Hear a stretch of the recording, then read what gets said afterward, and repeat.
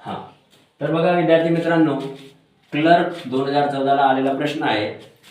999चा वर्ग मायनस 998चा वर्ग. या प्रश्नाला सोडवण्यासाठी खूप आणि खूप सोप्या पद्धत आहे. फक्त फॉर्म्युला पाठवायची. फॉर्म्युला म्हणजे हा आपण वर्ग 5वी 6वीला शिकलेले हेच फॉर्म्युला आहेत.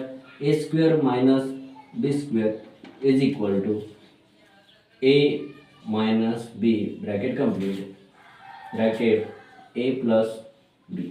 बस याच्यामध्ये त्याची संख्या टाकून द्यायची. तर ए काय, तर ए हाय 999चा वर्ग मायनस 998चा वर्ग इज इक्वल टू, आता याला आपण ए मायनस बी ए प्लस बी या फॉर्ममध्ये टाकायचा. ए काय तर 999 वजा बी काय 998 ब्रॅकेट कंप्लीट इंटू एची व्हॅल्यू 999 प्लस 998. आता करायची याची वजाबाकी. 999 मधून 998 गेला तर किती उरतो 1. इथे लिहायचा 1 इंटू मध्ये असतो हा.